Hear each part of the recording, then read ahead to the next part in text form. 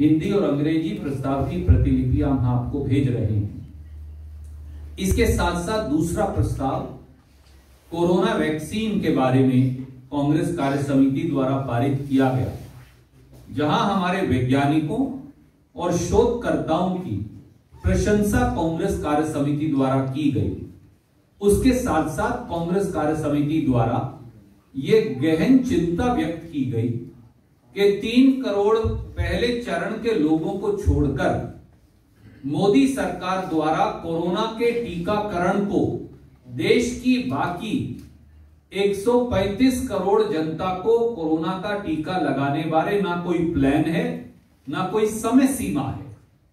कांग्रेस कार्य समिति ने गहन चिंता इस बात पर भी जाहिर की कि समाज के दबे, शोषित, वंचित, गरीब, शेड्यूल कास्ट, शेड्यूल ट्राइब, पिछड़े वर्गों, उनको मुफ्त कोरोना के टीकाकरण के बारे में सरकार ने कोई नीति निर्धारण नहीं किया। और कांग्रेस कार्य समिति ने मांग की कि समाज के इन सारे वंचित वर्गों को समयबद्ध तरीके से कोरोना का मुफ्त टीका लगाया जाए। कांग्रेस कार्य समिति ने यह चिंता भी जाहिर की कि सार्वजनिक पटल पर खबरों के मुताबिक कोरोना का टीका बनाने वाली कंपनियां 2000 रुपया के 2 टीके बाजार में बेचने की तैयारी कर रही हैं। ये सीधे सीधे आपदा में अवसर, मुनाफे का अवसर है, लोगों की आपदा और पीड़ा का फायदा उठाकर।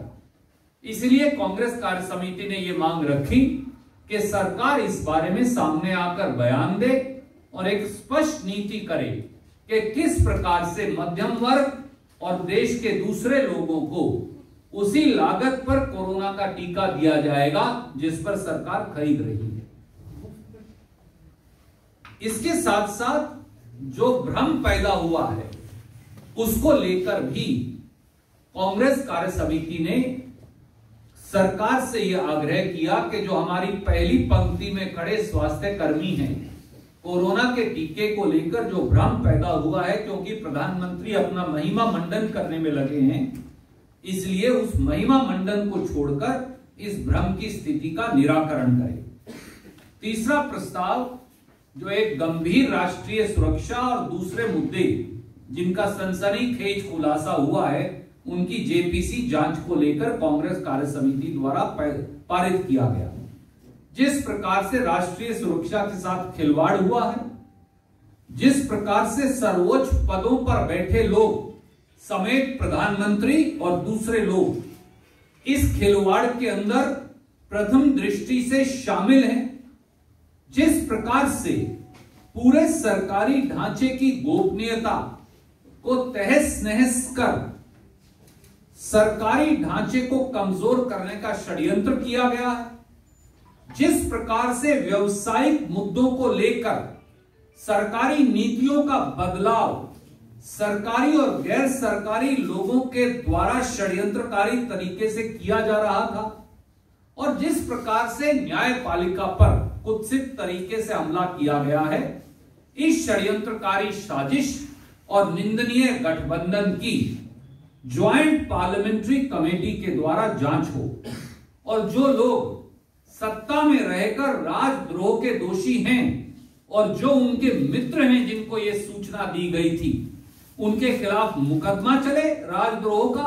चाहे वो प्रधानमंत्री पद पर बैठा व्यक्ति ही क्यों ना हो, और उनके खिलाफ कार्रवाई हो।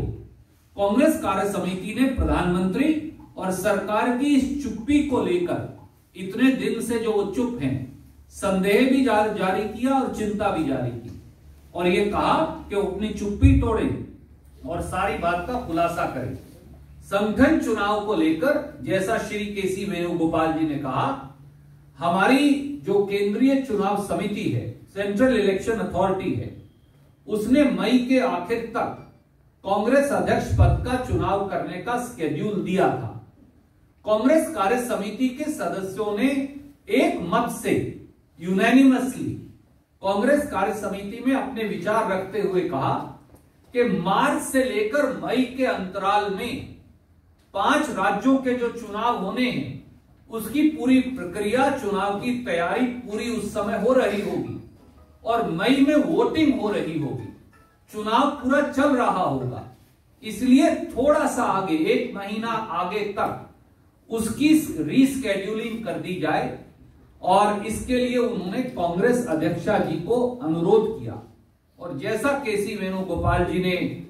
बताया है कि उस चुनाव के स्केड्यूल को